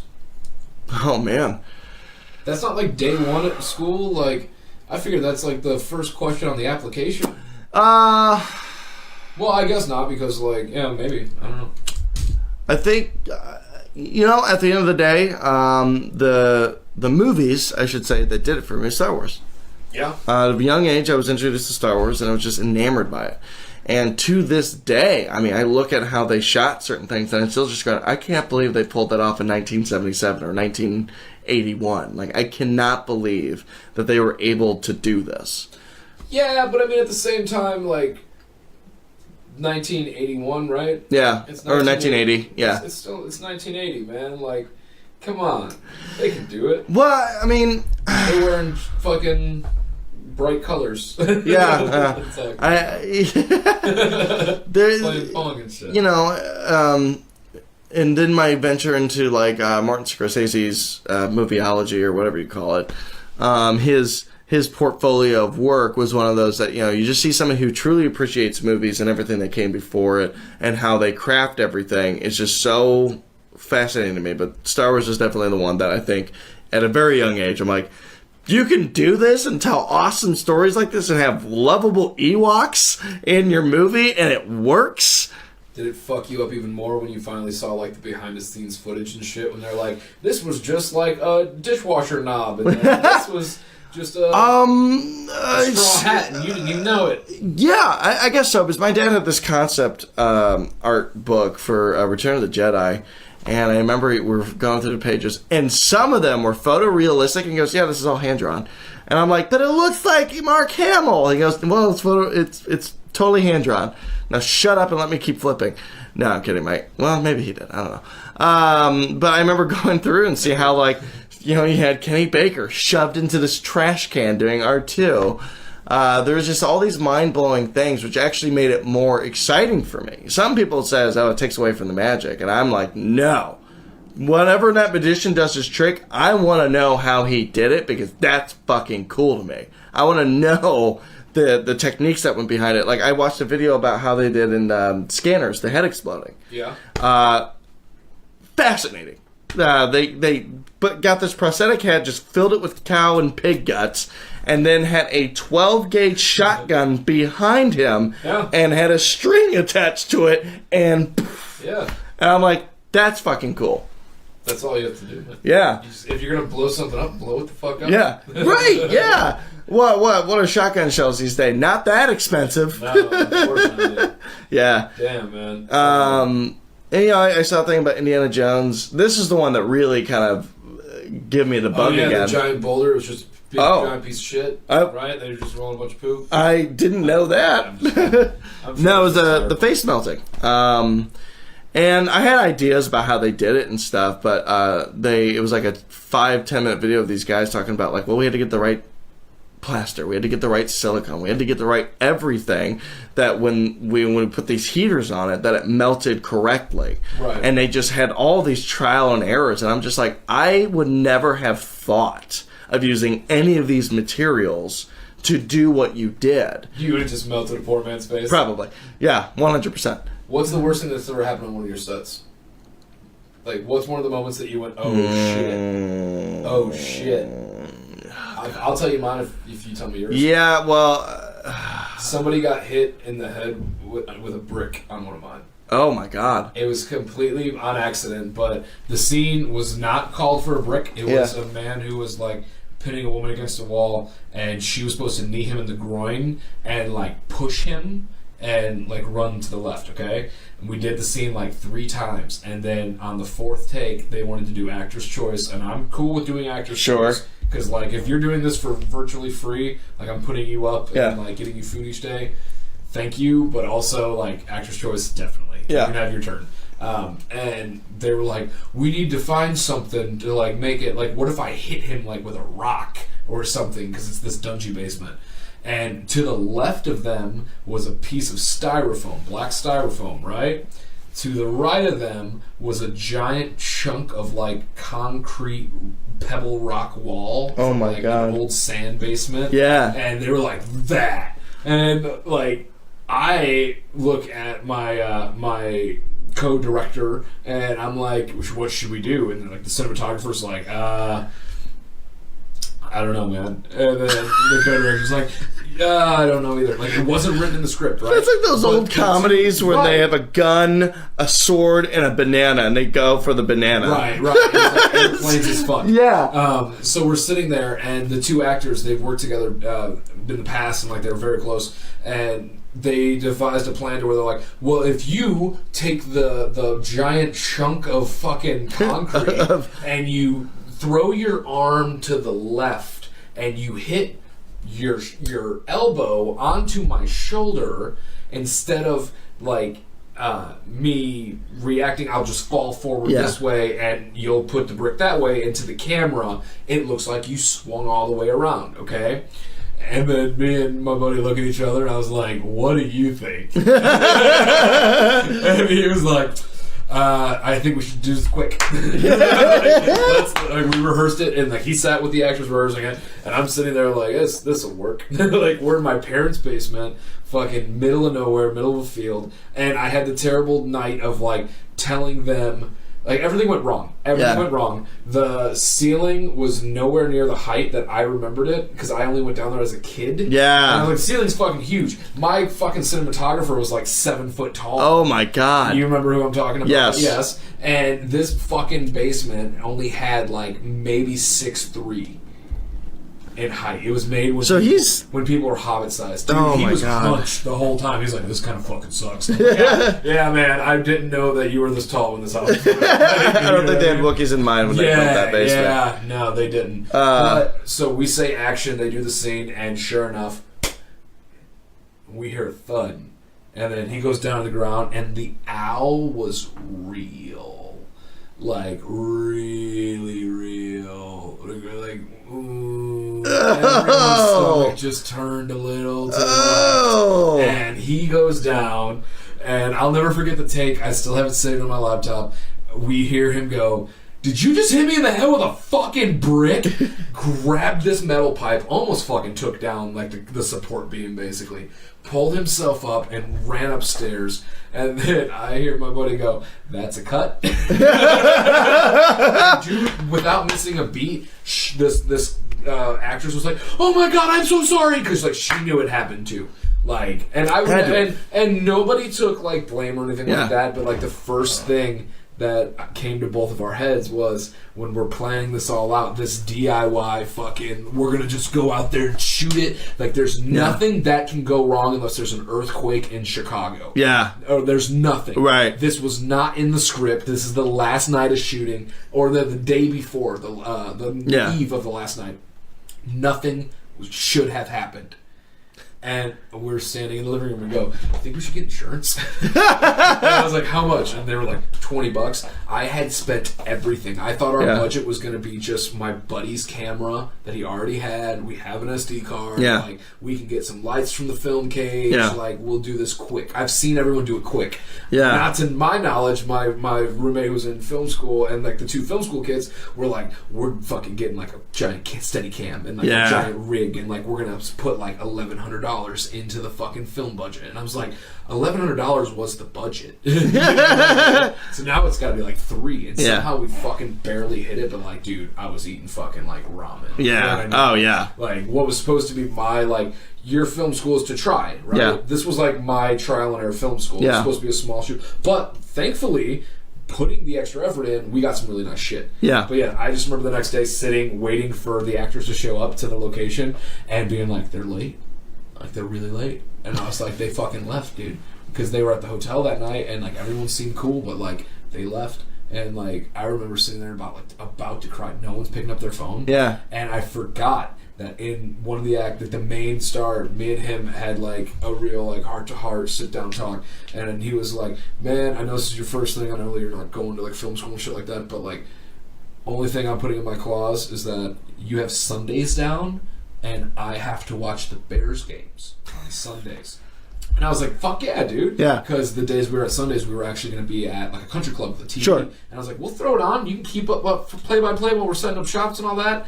I didn't know that he was waiting until after the game to show up to set. So the crew's there. Only all 5 of us just left our parents' house to go do this. Yeah. And we're just sitting there after one of our actors, our lead, who's pretty prominent in the Chicago acting scene, if you will. And like he's out in LA now, but he got hit in the head with a brick. Dude. Yeah. Like, and it wasn't in the script. This wasn't in the contract. Right. You know what I'm saying? Yeah. And it was just the most like, oh my God, like I fucking failed. Yeah. Like I fucking failed. I brought all these people together, and it's fucking. I just like who the fuck am I joking with? Like who am I? You know what I mean? Yeah. One of those real moments, and then it was so amazing looking down and seeing like bzz, bzz. I was like, what the fuck is that? And I look at my phone. There's his name. Hey man, did you get my voicemails? Yeah, dude. I'm like 5 minutes from the place. Can you just like, do we have coffee? Like coffee? And I was like, yes, coffee's ready. And he's like, cool. And he shows up, and they're all like, hey everybody, like everything's cool. And like we had a meeting about it, and then I was like, where were you, man? He's like, fucking watching the Bears game, dude. And I was like, oh my God. It was fucking scary though, dude. So what about you, man? Did you ever have any fucked up moments on set? So I've how do I say this? I don't take full responsibility, but I do feel responsible because I should have done more. Pretty sure I ruined a ballerina's life. She was professionally trained, and we were doing this worst film shoot I've ever done. Every day was horror, like on this set. Yeah. I won't mention any names, but I still have a lot of respect and admiration for the director. She's figuring things out too. You know, like, before or after film school? She was in her directing 3. Okay, so I was out. Gotcha. But she'd called me in to be her assistant director, and I said, yeah, I would love to. I would absolutely love to. And I was actually there every step of the way and helping make schedules, but it got problematic because I was trying to tell them one thing, and they were trying. There's a lot of fighting. Like, I'm just like, this isn't a realistic thing to do because of the shots that you're giving me. You know, we're lucky to get 8 shots a day with God knows how many takes. Second day, we were at the dance studio in the West Loop. I can't remember what it was called. It starts with the J. Joffrey, I think is what it was. Joffrey. And beautiful, beautiful studio. I mean, it was totally working. Like, the location she managed to pick for the movie that she wanted, I'm like, she's rocking it out. 2 problems that happened was, one of them, the producer didn't check the schedule for this ballet, and all of a sudden at like 3 o'clock in the afternoon, bongo beats start playing. There's a dance class next door. And we're like, there goes our sound. So we had to improvise and think, okay, what can we do MLS? But the actress, the lead of this movie, this ballerina, she had already injured herself prior to filming. And I said, We either got to consider stunt double or we got to recast. I know there's got to be another actress ballerina mix out there. Wait, what happened to her? She had injured her hip. But it was on set. Nope, before. Oh, okay. So she was coming into the set or coming off of an injury. Was it the stunt double ballerina you almost ruined their life? No, we didn't get a stunt double. Okay. We still used this person to have a janky hip. Oh, Ben. Now, and oh man, there's one scene in particular that I think is what did her in. Because as I understand now, she's no longer pursuing that career. She's doing something in theater right now and doing very, very well at it. But she had to fall. Okay. We didn't have enough padding. And I kept trying to I'm trying to look out for the safety of this poor girl.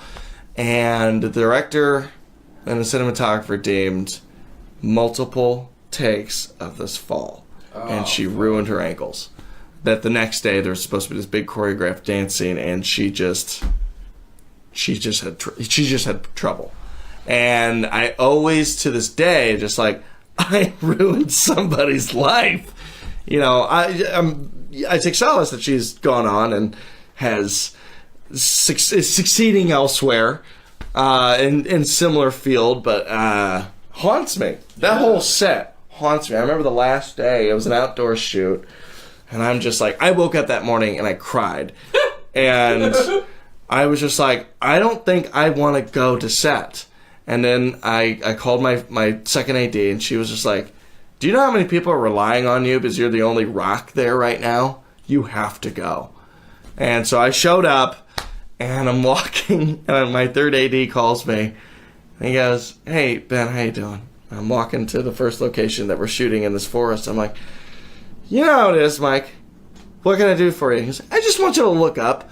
I look up, there is a bird circling the sky. And he goes, that's a vulture. I said, no, it's... Oh. There was a vulture circling our entire set. I'm like, somebody's gonna fucking die today. Wow. Yeah. It was a mess. We even had the wrong permit for the wrong forest. And the cops finally were just like, you know what? Listen, fine, whatever, but you have to be out by 6. Was it like a park ranger or something who was taking his job too seriously? Yeah. But he's like, you know... Well. Yeah. And your permit came back to the wrong park. Finally, my time to shine. Yeah. And everyone join hip. You, what's wrong with your hip? I don't care about that. Get in line. Press it. Just for a second, y'all do the bump. Our line producer, maybe he was just one of our producers, I think it was a line producer. He managed to finagle and talk the cops at least letting us stay there till 6. And the guy's like, yeah, but at sundown, you have to leave. And he made it sound like something terrible happens after sundown. And we're just like, we saw deer everywhere, and we're like, do they like get glowing red eyes and just tear people to shreds? And so we were trying to pack up at like 5:45, and I kept trying to tell them, like, we got to start wrapping at 5, but they were trying to push this last shot out, and I'm like, there's nothing to salvage from this film, just move. Right. The cop comes back and is just getting real dickish with us, so I send my third AD to go deal with it, and the producer to go with them, and my third AD does not have the best of tact, especially when somebody's badge reads Officer Wiener. Oh, God. Because he looks at it, he says, yeah, no, Officer Wiener? He, like, laughed. And then the cop's like, you guys better start getting a move on it before I get more people out of here. And we got lucky because all of a sudden he gets another call. He has to drive off with his sirens blaring, and we managed to get the rest of our shit out of there and get out before he came back. I feel like I've been... Were you on the set that was basically at, like, it was like the 3rd top school in the country? Were you on that set with me? I don't think so. No? Alright. It was for another one of our buddies, and I didn't know if I couldn't remember if you were there, to be honest. But there was this school we went to where it was, like, ranked 3 in the nation. Okay. But, like, each class... Like, it was huge. Yeah. Huge school. And they were doing a gymnasium scene.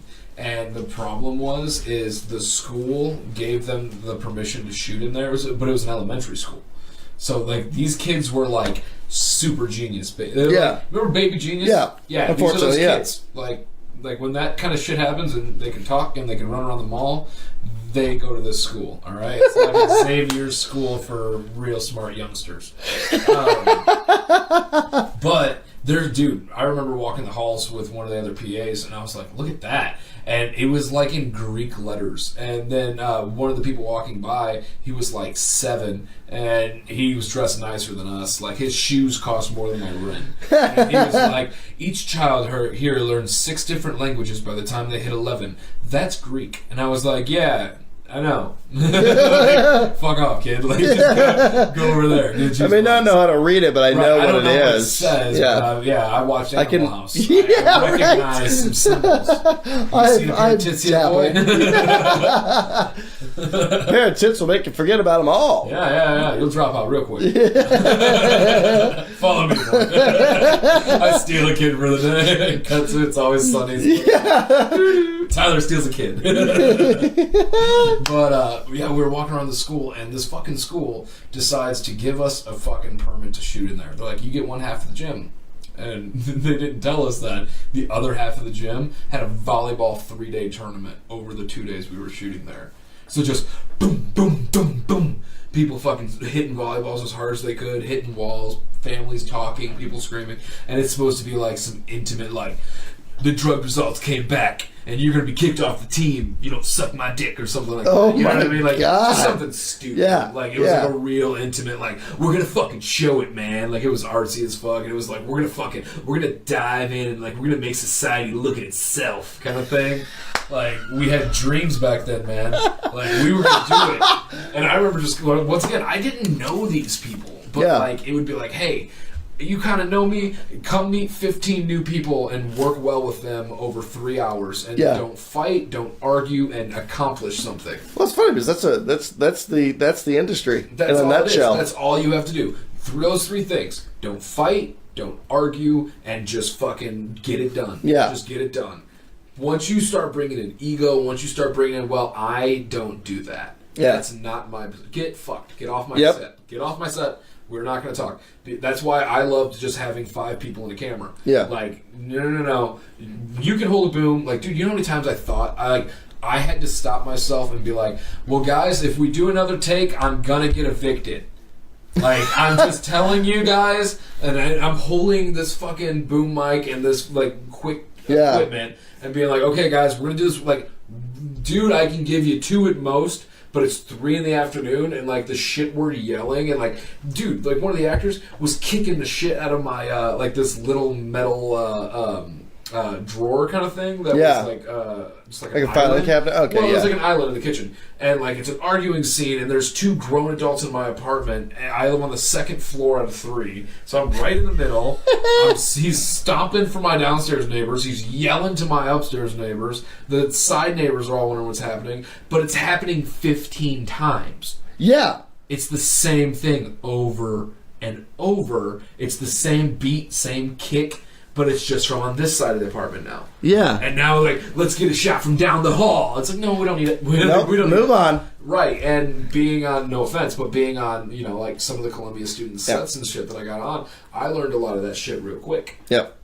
Doing it myself to be like, oh, fuck, like, you have to respect the space. Yeah. You know what I mean? But at the same time, one time we had a film shoot we were going to do, and this was probably like, I told you like 13. This was probably like 8 or 9. Okay. Like, this was like, we're in it. You know, this is right up before, like, I just didn't do it at the house anymore. Yeah. And that's because we got blood everywhere. Yeah. Like, we had fun. Don't get me wrong. But at a certain point, like, my buddy still lives in that place, and there's still blood on the fireplace. That's amazing. 4 years ago. I was like, dude, just paint it black. And he's like, dude, I want to, but, like, it's so funny to look over and be like, God, look at those little shadows of red. Like, he hates it, and I understand. Yeah. And we shouldn't have done it. I didn't do it. I was at work. So, like, I didn't do it. But... yeah, it's fucking nuts, man. It's always the one thing that I learned to start dealing with cinematography, especially in my time at Columbia. There's a lot of talented cinematographers that came out of Columbia that I was fortunate enough to work with. But there have been a few that are just like, okay, nope, I want to get this shot, this tracking shot. And I finally got to the point, you know, or like a long hallway shot where I'm like, I don't need it. I do not need it. Yeah. I don't. It doesn't make any sense. Don't want it. let's move on with our day. And that works great if you're shooting on film because tape's expensive. But if you're doing digital, like for me at least, I've only worked with one cinematographer, and he was an awesome fucking cinematographer. Yeah. He's the best. Like out there, from my experience and seeing other people behind the camera and shit, which was kind of small, but like it made sense at the time. He was the fucking best, just because he would tell me I don't need it. Yeah. You know what I'm saying? Like that was the best part. And I know I was like the young pup, you know what I'm saying? Like I wasn't a senior in this class. Yeah. You know what I'm saying? I knew 50% of the people for a while, but you know, everyone was always interchanging. Like there'd be a new makeup person. Right. And you would just smile and be nice and fucking like don't flirt. Yeah. Don't flirt. Everyone's here to work. Yep. Everyone is here to work. You're not going to get this person's number, and like you might. Yeah. Like, don't get me wrong. But do it outside of this shit. But yeah, do it while you're wrapping cables and you're getting the day like over. Yeah. Like, we're peeling tape. Fine. Yep. But if I'm trying to get this set up and this dude's been doing this lighting setup for fucking 7 minutes, that's 7 minutes of my day gone. Yeah. Like, go. Please. Yeah. So, once again, that's why I tell everybody, fucking work with a small crew. If you're going to do anything, it makes no fucking sense. You're not Hollywood. Right. You know what I'm saying? If you have two buddies and a fucking camera and a pen and a piece of paper or just improvising it off the top of the head, you can just create something. Yep. You know what I'm saying? Be aware, fucking chop up your baby. Don't be scared to cut your baby. Because you're going to have to edit it down. That was one of the things that I never realized. Like, taking a draft and being like, wow, I wrote it. You know what I mean? I'm proud. I made this. I did my 27 pages, 5 pages a week. And went and rewrote it. And then when I gave it to, like, the 5 people in my circle that I was like, here, read it, let me know. Everyone's opinion, then it's like, okay, cool. And even for some people, I was like, hey, like, did I say this right? You know what I mean? And, like, listen to somebody who's 46 read it and be like, well, you're writing about a 35-year-old. I would be more like this. Because I'm like 20 at this point. Yeah. 20. So, like, I have no life experience. Yeah. Like, I can freely jerk off without worrying about a parent coming in the room. Mm-hmm. You know what I mean? That's one of those luxuries you just obtained. That's the highlight of the year. Not the film I'm fucking trying to make. No, I'm just kidding. But, yeah, you get what I'm saying. So, like, it was weird doing it on my own, but I wasn't on my own. You know what I mean? Like, you know how some people had a problem with Obama saying, like, if you have a business and you, like, built it up yourself, like, you didn't build that. Like, somebody else helped you build that. You know what I mean? Yeah. And a lot of people were like, well, fuck you, man, because, like, that's bullshit. If I made something, I made it. But at the same time, like, I didn't make the CTA. Yeah. But I use it to get to work. Yeah. I didn't pave the road, but I drive on it. Yeah. And I made my business where I don't make vans, but I bought a van to do this. Like, I get it. Like, everyone has to come together. Just like a film shoot, everyone has to come together, not only to, like, keep up their role, but personally, like I said, put your ego aside and fucking help out. Yeah. Like, there wouldn't be a time, even if you were the director and it was your shoot, you would fucking wrap a cable. Yep. If you're just like, come on, guys, I'll help you get this done. You know what I'm saying? I actually got yelled at once by the lead gaffer on my the Directing 3 film that I did where we were kicked off the roof. The first day, I was trying to help him set up, and he was kind of a dick about it at first. He's like, nope, just sit down, talk to the actors, we got this. And he was just really kind of dickish about it. And finally, by day 2, after I kept trying to help, he's just like, I appreciate you trying to help. I really do. Like, as a person, that's awesome. But we need to learn how to do this efficiently and quickly. You have a job. You need to focus on that job. We have our jobs. We need to focus on that job. Let's just do it that way. And I was like, okay, cool. But, like, I'm always, like, wrap time. I'm like, I don't give a shit what any of you said. I'm wrapping this cable. I am helping. Because, A, I don't want to keep anybody here any longer than they have to be either. I should be the last person leaving my set. That's why I shot at home. Yeah, you son of a bitch. I slept at the office. Yeah.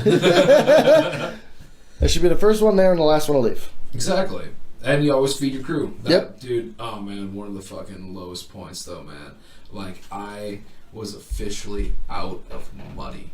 like I said, it just like the budget just was not done right. Yeah. Like once it came down to it for what it should have been, it's beautiful. I love it. And I keep the film even though it's a little. We went to the Chicago Independent Film Festival or the Chicago Horror Film Festival, and like it got 2 nods, man. Like on this actor's Facebook page, for example, like he's got a cover photo with a bunch of the different movie posters he's done. That little piece of shit idea I had is one of his movie posters. That's awesome. And out of them, it's got 2 fucking nods on it. That's and awesome. One was for his performance in it, and one was for like the just the idea of it. Yeah. Like that dude, that was more. That gave me more in my mind than like walking across that stage. Yeah. You know what I mean? Like that was my moment of like shaking old boy's hand, getting this little piece of paper. Yeah. And this little piece of paper is nothing more than like, hey, good job, thanks for submitting. Yep. You know what I mean? Yeah. So I really hope you don't take it the wrong way when I kind of bash on film school. Like I don't think it's a bad idea. I wouldn't know as much as I know without that existing. You know what I'm saying? No, for sure. Like, yeah, I wanted to say that. No, I'm also not trying to bash on it myself because I have a very weird experience coming away from it for multiple reasons. But it served its purpose in my life. It helped me grow into the person that I am and helped me get to the place that I am. And the rest is on me. That's all it comes down to at that point. Right. Now, here's the question. Since leaving film school, has there been anything else that's caught your attention that you're like, man, I really have a passion for, like, filmmaking, but, like, there's also this. And, like, I've spent a lot of time focusing on, this goal. Has that spark ever died out a little bit? Has new candles been lit around it?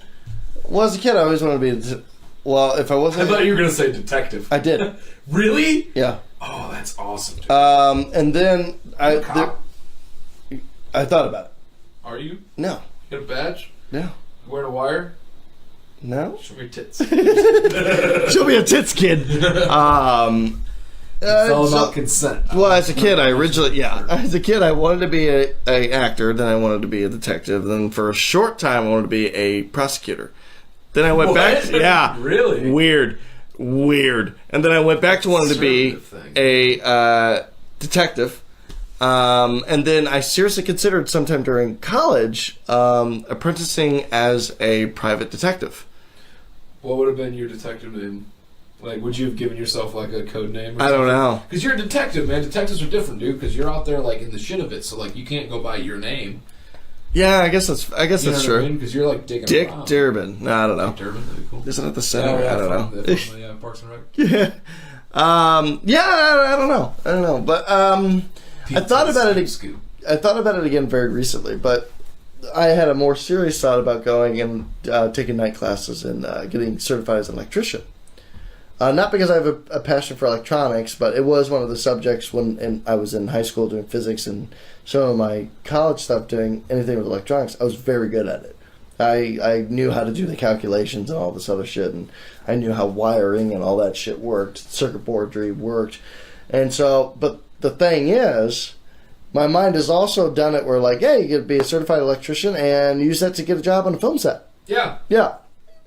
Everything I think about right now just kind of leads me right back there. Sometimes I wish I picked up a more musical inclination. I play guitar, but I'm not great. I sing karaoke, but I'm not great. Like a motherfucker, don't lie to me.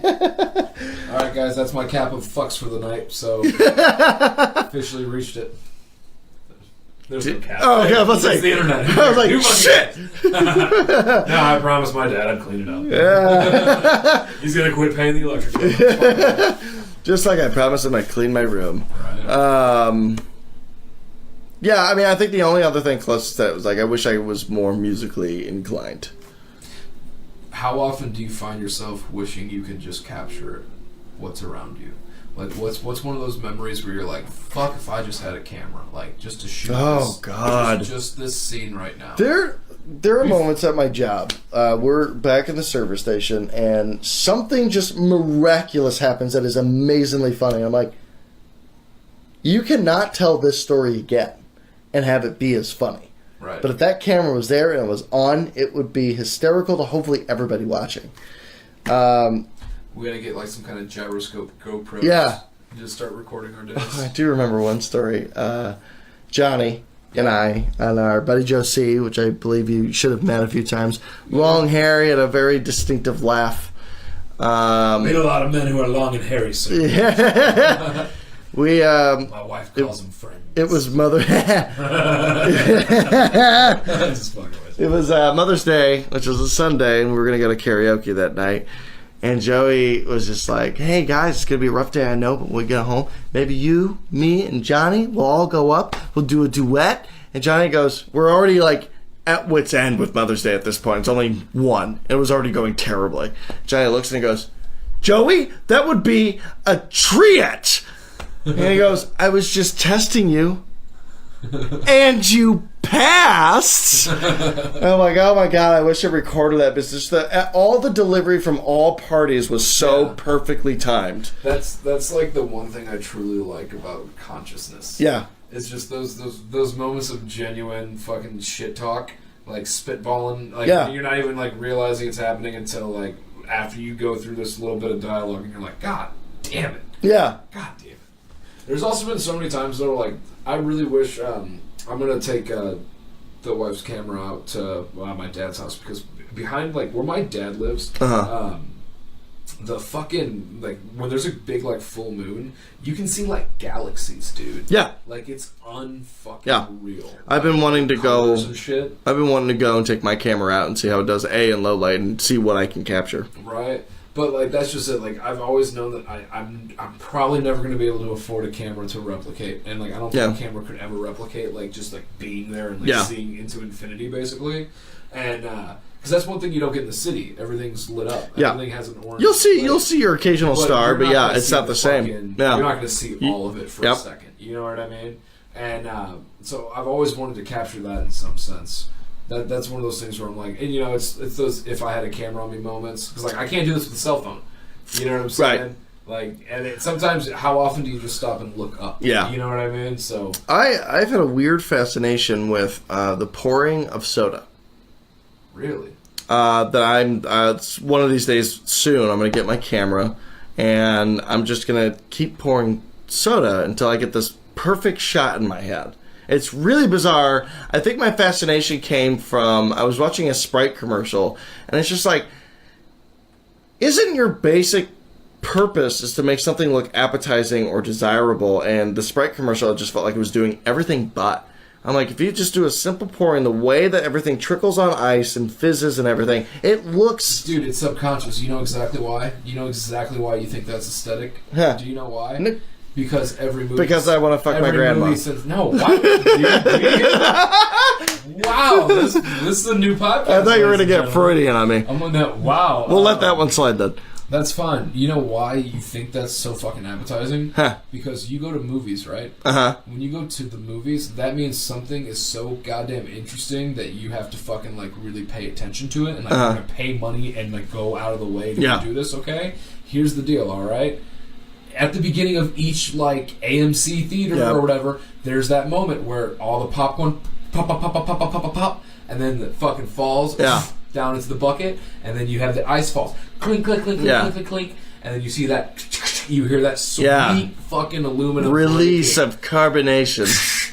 And then just and you watch the ice move around, and you hear it clinking, and you fucking hear the fizzing and all that shit. And it makes me regret it every time when I'm like, I think about it, and I'm outside. I'm like, no, I'm not paying $26 for fucking 2 items. I can't do it. I can't justify it. Yeah. But sure enough, like, I see that thing, and I'm like, fuck, I need to, like, go out there. I just gotta do it. Yeah. I just gotta fucking do it. Give me 1 second, then I'm just gonna... What you gotta do? Click this real quick.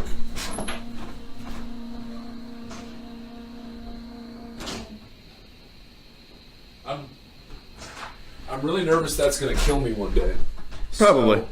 So, for those of you listening, my fridge in the kitchen has a motor going out, of the freezer's going out or some shit, and randomly it'll start going like zzz. So I have to unplug it and plug it back in real quick. And like probably 2 out of the 80 times I've had to do it, I I get zapped. Oh, yeah. I get zapped. And I'm just like, I'm getting electrocuted! I'm so hard right now! Ben, you ever done any live work in front of people? You ever performed in front of people live? Mm-hmm. Alone on stage? Mm-hmm. What'd you do? I did a reading of a short story that I did in high school. Yeah? For like competition or something? Or just, nope. Just to promote our literary magazine. Nice. It was weird because I had characters, I did voices, and it was interesting. I don't like live performance. I don't. This is gonna sound snack religious, but I don't even like theater that much. Yeah. Theater is the antithesis of me as a director. I need control. I need to be able to shout, "Cut! God damn it!" I need to be able to manipulate in every way that I can. Because with theater, the couple times that I've done it, at a certain point, it is no longer in your hands. It is all the actors, and you have to trust them to carry the whole performance, which is cool in its own respect. But the control freak in me, I'd be sitting there, I'm just like nervous, I'm sweating, I'm just like, I have no control where this goes. And if it's a train wreck, I have no control over it. At least with the film, I can cut it up, I can do what I want with it, I can manipulate somebody's emotion just based on a shot that I do. It's all based on how I perceive. And theater just robs me of that. It robs me. But also, I just have a lot of other issues with theater. Not to shit on all of you theater majors, but I just... I work in a theater, and I know. I don't like theater people. I do not like theater My name people. is Tyler, and I work at a theater, and I don't like plays. I can get into them for free. My problem is I don't like hearing theater voice. I don't like hearing, like, I'm walking in this room. Yeah. And I need to project to the back of the room. I don't like theater voice. No, that's not how you talk. That's not how you talk. Yep. Don't lie to me. Like, that's the first thing that always takes me out of it. Folks, for those of you listening, Ben's getting nervous about it. The radiator's just heating up. I recognize that very, very quickly. Good. Ben was like, what's going on? Is Tyler making tea in the corner? What's happening? Also, he is doing that. Ray, we're talking for goddamn almost 2 hours, I think. Let me check. I think it's... like 1:30 at least. Ben, give that kid out there in Bloomington who's listening, who's like, man, I just want to make movies one day. Like, we'll send this pod back to the past. Okay. Okay? We're going to put it in a time machine. This kid being me. Any kid. Okay. All right. Any kid. It doesn't have to be you selfish bitch. Just kidding. Didn't we just go over how I'm a control freak? Yeah, right? You'd probably just send yourself the lottery numbers or some shit. Johnny. What's up? Sorry, Johnny's calling me. Probably wondering where I'm at. Oh, are you meeting up with Johnny? Yeah. Well, Johnny, give us 1 second. Real fast, just toss a little advice. To some people who are just now getting into film or trying to do it on their own, and they got their iPhone and that's all they got or something. Like, you know what I mean? Like, give the kids a lesson real fast. It doesn't matter what you have.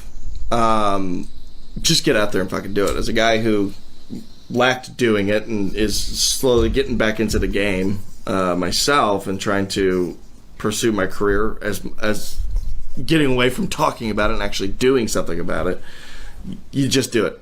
All you have is an iPhone. Get out there, shoot something. Shoot birds flying. Shoot your friend doing a backflip off a wall. Just shoot something. Because there is nothing that I learned that you couldn't out of a book. The most important thing is the experience that you get. For instance, should have used the styrofoam instead of the brick. Should have cut the ballerina falling after 2 takes. You just learn these things from experience, and you go back and you go, okay, this is what I could do better. Or in the thing that I wrote, I know what I would explore more, or what I would do better. But it's experience. Get the experience. Doesn't matter what you're doing. Are you a PA? Get that guy coffee. Get the experience. Are you a grip? Doesn't matter. Get out there. Do it. Put up that light. Just do it. Just be there and just do it. And if all you have is an iPhone and an idea, just fucking do it. I did that as a kid with a VHS. That's all I got, though. That's fair. Yeah. That's fair. Film school, worth it or not? Your opinion? You don't have to say no just to please me. No, for me, worth it. In general, I don't know. But worth it for me just because of the connections that were made. But it basically, I paid so much money to network, is what it came down to. And get experience that I didn't know how to get to. So for me, worth it. There you go. Love it. Hey, we're going to have you back on soon, man. I appreciate it. All right, guys, we're going to wrap this up. Be kind to each other, Ben. Thank you very much, my friend. Thanks for having me, boss. Absolutely. We just did like the worst. Yeah, I don't know where you're going with that. Yeah, I didn't either. I'll just give you a handy. Oh, wow. All right, guys, we gotta go. We gotta go right now. All right, The party started. All right. See you guys. Later. Peace. All right, another one in the bag, everybody. Ben, thank you very much for coming on, and thank you for being a friend, man. Traveled down the road and back again. Your heart is true. You're a friend and a confidant. Thank you for being a friend. It was a good time, man. I know we've been talking about doing this for a while. Fucking glad to have you in here. All right, folks, that's it for us. As always, like, share, subscribe. Fucking help us help you. You know how it goes. If you got anything you want to talk about, shit, give us a holler. We'll do our best to get you out there. We just got another 10,000 views last week, guys. This is fucking awesome. So I appreciate every single one of you who makes it this far, because this is the special part. Show's already done over. I'm just sitting here rambling now. But if you hear this, just know we love you. Be good out there. Be safe. See you next time.